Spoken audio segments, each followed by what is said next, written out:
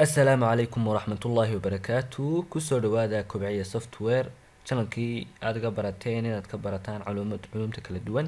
Casharkan wuxuu noqonayaa casharkeenii labaad ee ka hadli doona barnaamijka loo yaqaano SPSS. Barnaamijkaas oo lagu talagalay data analysis oo xogta ayuu ku analyze garanayaa. Marka hore first xogtii baad soo qaadanaysaa, kadib barnaamijkan wuxuu sameynayaa in datadii uu rogo useful information. hore waad usoo dhigatay wuxuu yahay data iyo information waxay kala duwan yihiin. Marka data waxa lagu qeexaa information waxa lagu qeexaa data processes and affecting the decision of the user. Marka waxa lagu qeexay waa informationku waa data la process gareeyay. Marka barnaamijkan wuxuu ka caawinayaa si loo process gareeyay. Marka tusaale waxaan soo qaadanaa casharkan si wuxuu u wajahan yahay ardayda jaamacadaha dhigta gaar ahaan ardayda Soomaaliyeed gabi ahaanba jaamacadaha dhigata. Marka waxaan ugu talagalay barnaamijkan inay hadeer kale waxa dhacda mataqaana marka analyze garanaya questionnaire oo kale inay caqabado halka ka soo waajahdo. Marka casharkan waxaan ugu talagalay qof walba oo computer haysta programkiina haysta qaab fudud oo questionnaire example questionnaire soo qaadan questionnaire sample si fudud loo gelinayo kadib uu ku analyze garanayo soo isticmaalaya SPSS. Barnaamijka kale aan isticmaalana waa saddex barnaamij baan isticmaalnaa: barnaamijka SPSS-ka iyo barnaamijka Excel-ka iyo barnaamijka Word-ka.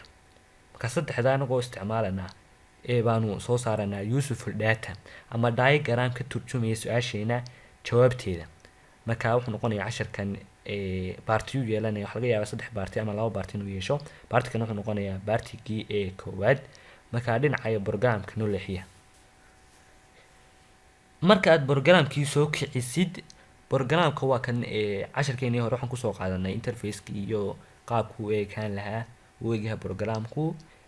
Marka aad soo kicinaysid page cusub waxa la tagaa file new baa la tagaa. Gaar ahaan waxa laga soo doortaa data. waxa kale ma doonayso kuwa kale waa functions kala duwan bay qabanayaan ka duwan kuwa hore. Waxa sameynaysaa data daaraysa kadib waxa ku soo kacaya barnaamijkii. Barnaamijku sida kuugu soo kaco waa kan barnaamijkii noo soo kacay. maxaad sameynaysaa waxa ugu muhiimsan labada qaybood ee kala duwan loo yaqaano waa data view iyo variable view. Marka data view iyo variable view casharkeenii horena qayb baan ka taabtay. data view iyo variable view waxay kala duwan yihiin. Marka ugu horeysa questionnaire-ka soo diyaarsatay waxaad gelinaysaa variable view. marka ugu horeysa haday si fiican ii dhageyso halka variable view isha hoose ayaad ku dhifanaysaa variable view datadii waxa marka ugu horeysa questionnaire-ka oo diyaar adoo wali questionnaire-kii aan qaybin baad variable view baad gelinaysaa marka koowaad. kadib waxaad usoo leexanaysaa data view wuxuu ku saabsan yahay kadib markii questionnaire-kii aad qaybisay dadkii lagu talagalay aad u qaybisay jawaabihii. marka jawaabaha kala gelinaya jawaabaha variable view lama geliyo waxa la geliyaa data view. ka data view baad degaysaa jawaabihi halkaas la gelinaya. marka ha ka cabsan hadda data waa maran tahay meesha wada cadaan. marka variable view waan ku horeynaa questionnaire sample ayaanu furanaa kadib waan wada gelinaynaa. kadib ma gelinay kadib su'aalihii baan looga soo jawaabayaa data view baan taganaa. marka casharkeena koowaad wuxuu ku saabsan yahay sidii aan u gelin lahayn variable view questionnaire-kii noo diyaarsan. marka aan tago warqadeena Word-kan isku soo furto. Word-kina waa kaas soo furay waa Word noo diyaarsan ama questionnaire diyaarsan. questionnaire-kani wuxuu leeyahay horta halka hore wax lagu qorayaa name-kii qofka questionnaire-ka magaciisa. su'aasha koowaad wuxuu noqonaysaa gender-kiisu waa maxay male iyo female. schoolka uu macnaa what school are you studying nin jaamacad dhigtaa ma nin healthiga ma waxa macnaa waxa halka uu dhiganayo. marka questionnaire noo diyaarsan questionnaire-kan waa questionnaire noo diyaarsan oo wax walba koobsanaya. su'aalahaas oo dhan baanu buuxiyeynaa ayaan SPSS-ka gelinaynaa. marka SPSS-ka marka saan u gelino su'aalahaas waxa u fududaanaya inuu analyze gareeyo. kadib markaan intaan questionnaire-ka qaybin halka ay dhageysta intaan questionnaire-ka qaybin baan ayaan data gelinayaa SPSS-ka. data ma geli kadib markii la soo jawaabo ayaan data qaybta kale u gudbaya.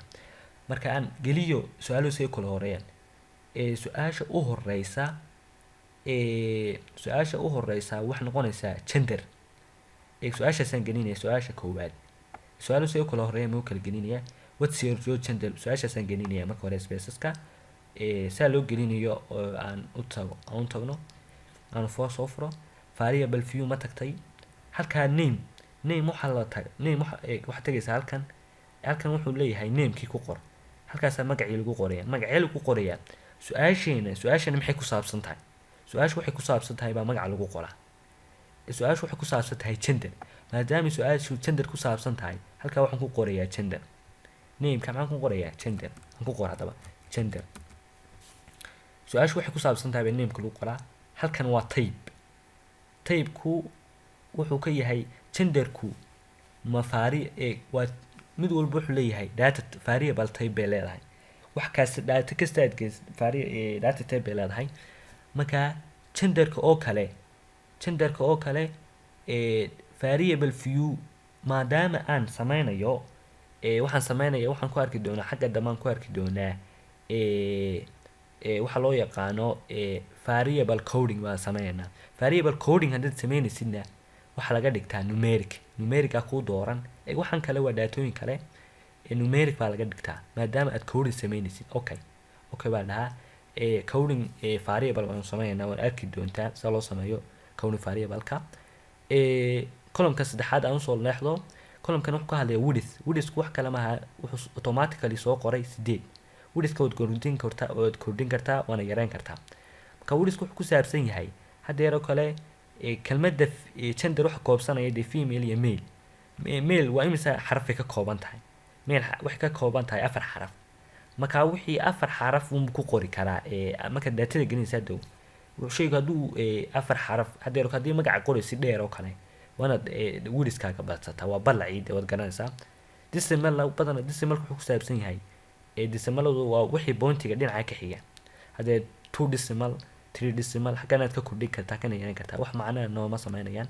label aan u imaado. labelku muxuu ka hadlayaa? labelku waxa lagu qoraa su-aasha oo dhammaystiran. sida su-aashan u fahantiin su-aasha oo dhammaystiran baa lagu qoraa. hadda uu kaa khaldamaysa marka daato fara badan gelisid. su-aasha oo dhammaystiran soo koobi gareeyo. su-aasha oo dhammaystiran waa taa soo koobi gareynayaa. kadib waxaan ku qorayaa labelka ku besti garanaya copy soo ku copy gareeye. computerkii ayaa yara culusaaday istag buu yara galay maniga ku copy gareeyay. maxay ka dhigan tahay? what's your gender, su-aashii baan ku copy gareeyay. marka halkan waxaa lagu copy gareeyaa su-aasha labelka mar walkaas waxaad ku qoraysaa su-aashii. halkan usoo leexo. halkan waxay noqonaysaa value waa meesha ugu muhiimsan marka laga hadlayo aad buuxinaysid SPSS-ka. 3 meelood baa ugu muhiimsan. waa type-kaas mar walba hadduu coding yahay waa coding numeric baa la doortaa iyo value-ga iyo measure-ka. 3daa wax baa ugu wanaagsan. 3daa haddaad fahantid waad ka adagtaa SPSS-kaada ka adag dhinac walba kaga imanaya. su-aashaas un bay ku xiran tahay. marka value-gu wax kale maaha. computerka waxaanu fahansiinaynaa wax kale ma fahansiinayno. su-aashan aan fahansiinaynaa. hadda marka questionnaire-ka loo soo buuxiyo computerku ma fahansana female iyo male. marka waxay noqonaysaa inaanu coding ku fahansiino waxa loo yaqaano variable coding. codingkii markii dhaweyd aan ka hadlayay type-ka aniga numeric soo doortay variable coding baa la dooranaya. marka saan u fahansiiyo waxaan sameynayaa number 1 waxaan siinayaa male. haddaan word qoro computerka waxaan ogeysiinaya haddaan word qoroba inaan uga jeedo male. haddaan 2 qorona add baa taabanaysa. marka kelmad intaa yar add halkaa taabanaysaa. 2 haddaan qorona maxaan uga jeedaa female. computerku wuxuu fahmaa numbers ku fahmaa maadaama waxaan analyze gareynayo numbers ma xuruuf lama analyze gareeyo markaas sayd ogo. marka qofku markuu taqaan data soo dhigto data analysis waxa lagu adduunka business analyst oo kale waa qofku ugu qaalisan bulshada ama data analyst. marka badanaaba waxay isticmaalaan numeric wax loo yaqaano. adduunka quantitative la isticmaalaa marka laga hadlayo decisions kala gaarayo. marka badanaaba waxyaalaha numeric ayaa la analyze gareeyaa. marka si aan u fahansiino number 1 wuxuu yaqaanaa computerkeenu inuu male u taagan yahay. hadda markaanu questionnaire-ka la soo buuxiyo markaanu data view-keena u gudbino male ma qorayo number 1 baan qorayaa. number 1 waxaan uga jeedaa halkaan ku sii fahansiya computerka inuu loo yaqaano male number 1 female number 2 loo yaqaano marka labada coding ba hadeer aanu fahansiyay waa sababtaan u doortay genderku numerican u doortay ka okay baan iska dooranayaa missing column-kaasi nan baad kaga tagaysa saas caadiya column muhiim maaha kan columniskana 8 buu soo qabsaa isaguna muhiim maaha alignmentigu waa xagga uu taxi ku qoray hadda markaad buuxinaysid right buu ku qoraa ama left kana siisa looga tagaa wax muhiim maaha qodobka ugu muhiimsan oo arki doono waa qodobkan wuxuu ku saabsan waa measure-ku saddex measure buu yaqaanaa SPSS-ku dhowr measure oo kala duwan baa jira marka caadiyan la dhiganayo college-ka lagu dhigto ama university-ga lagu dhigto marka saddexda uu yaqaano SPSS-ku waa scale iyo ordinal iyo nominal scale maxaa tahay scale SPSS hadii la joogo wuxuu yaqaano wax kasta oo number ah haddaad data type-ka aan number soo gelisid wuxuu u yaqaanaa scale marka scale baa dooranaysa wixii number oo dhan wuxuu yaqaanaa scale wixii ordinal iyo nominal labada kelmadood isku dhow nominal waxa loo yaqaanaa ordinal nominal aan sharaxo nominal waxa loo yaqaanaa waxaan kala sareyn oo kale hadeer Axmed iyo Xuseen iyo Jaamac iyo Faarax ma kala sareeyaan oo magacyadu ma kala sareeyaan marka waxaan order loo sameyn karayn oo aan kala sareyn hadeer waxaan deganahay Maxamed Mooge New Hargeysa Jigjiga waxaasi macnaa ma kala sameynayaan macnaa kala sareyn ma sheegayaan marka waxa loo yaqaan waxaan kala sareyn nominal baa loo yaqaana ordinal waxa loo yaqaana waa ka cakiskii oo waxa kala sareeya hadeer ninka A keena darajada A iyo ninka B keena isku mid baa may isku mid maaha marka wixii kala sareeya hadeer ninka high level income-kiisu aad u sareeyo iyo ninka income-kiisu yar yahay isku level ba may ninka hadeer kale agree iyo disagree isku level maaha wax kala sareeya wax la yiri ordinal waxa loo yaqaan wax kala sareeya hadana la cabiri kareen wixii kala sareeyaan number ahaan lagu ma cabiri karo hadeer ninka happy iyo unhappy way kala sareeyaan happy da sareysa unhappy waa darajo hoose marka laakiin lama yaqaano intee bay ka hooseysaa unhappy iyo happy intee kala sareeyaan kalama garan wax loo yaqaan wax kala sareeya hadana la garanayn inta ay macnaa tira ay kala sareeyaan marka maadaama wixii coding ah coding-ku marka variable coding haddii aan sameeyno markii dhawid value-ga aan sameeynay coding sameeynay coding-ku laba u muuqata coding halka iga dhageysta coding-ku laba u qaata coding-ku ima wuxuu qaadanaya ordinal ama nominal wixii haddaad code isku samaysid markii dhawid value-ga code ku samaysid ama wuxuu noqonayaa ordinal ama nominal marka ordinal xiguu noqonayaa marka uu kala sareeyo haddii male iyo female may kala sareeyaan may oo lama dhahi karo ragga wanaagsan lama dhihi karo dumarkuna wuxuu yihiin lama dhahayo ama de lama dhahayo raggu dumarku wanaagsan yihiin ragguna wuxuu yihiin ma kala sareeyaan marka maxay noqonayaan haddii kala sareyn maxay qaadanayaan nominal marka wixii hadii variable coding la sameeyo ama nominal ama ordinal hadii kala sareeyaan waa ordinal hadii kala sareeyaan waa nominal marka maxaan u daayaya nominal baan u daayaya maadaama female iyo male aan kala sareyn su'aashaydii koowaad saasay ku dhantahay su'aashaydii labaad baan gelayaa su'aalahaas isku sii fahmaysaa markasta su'aashayda labaad waxay ka hadlaysaa what school are you studying marka maxaan gelinayaa marka koowaad name-ka waxaan gelinayaa school maadaama uu waxa su'aashani maxay ku saabsan tahay school maadaama ay ku saabsan tahay halkaa waxaan ku daynayaa numeric baan ku daynayaa oo sababtaan numeric ugu daynaya maxaa sameynaya coding ma sameynaya maadaama aad coding sameynaysid variable coding oo maadaama questionnaire-ku mar walba coding kama maarmo sideedaba questionnaire-ku coding kama maarmo because of waxaan kala sareeya lagu tigareynayo wuxuu u baahan yahay computer kuma fahamsana marka wuxuu u baahan yahay mar walba inaad sameysid coding marka su'aal questionnaire-ka lagu analyze gareeyo siba aan halkaan waa soo dhaafay questionnaire-ka lagu analyze gareeyo SPSS-kana waa questionnaire-ka loo yaqaano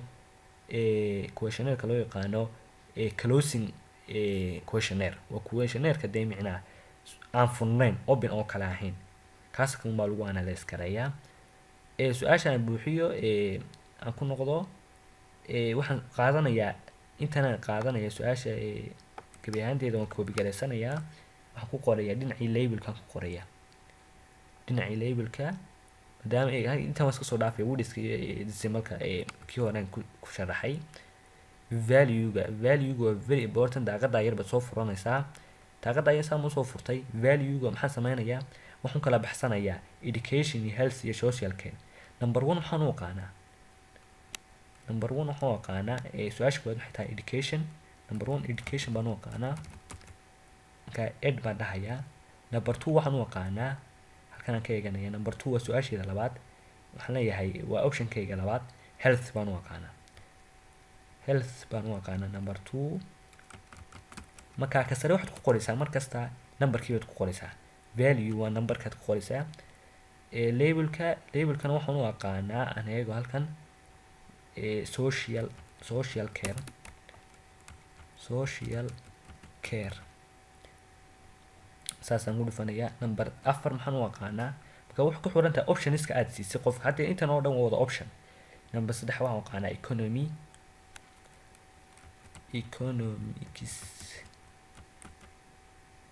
number 5 na waxaan u aqaanaa optionskii aad siisay, waa questionnaire inta la tig gareynayay baad halkaana waxa su-aasha waan qarday sports baa la dhahaa.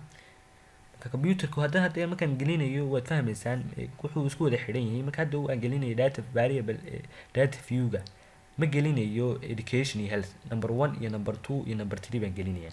wanaad qaybsan tahay hadda halkaas kasoo gudub. intan waan kasoo gudbay, inta ugu muhiimsan baan sharaxayaa. maadaama ay yihiin meesharku muxuu tegayaa hadaba. meesharku waxaad eegaysaa maadaama uu coding yahay. coding hadduu yahay waa ninku wari waa ordinal ama nominal. marka maxaad eegaysaa, codingu waa nominal ama ordinal. waxaad sii eegaysaa miyuu kala sareeya. hadda waxaan educationku ninka healthiga dhigta iyo ninka dhigta economiga iyo ninka sportska dhigta miyay kala sareeyaan. lama dhahayo ninka caafimaadka dhigta unbaa sareeya, lama dhahayo. marka waa nominal maadaama ay kala sareen waxaa loo yaqaanaa waa nominal. su-aasheeda saddexaad aan u gudbo, su-aashaasaan buuxinayaa. inta kale barty 2ga ayaan ka dhiganayaa casharkayga. su-aashaasaan buuxinayaa, bartigaasaan ku joojinayaa. markaa barty 2 baan u sameynayaa casharka si uu casharka waa ardayda dee aan uga xiisa jabin. marka barty 2 baan sameynayaa.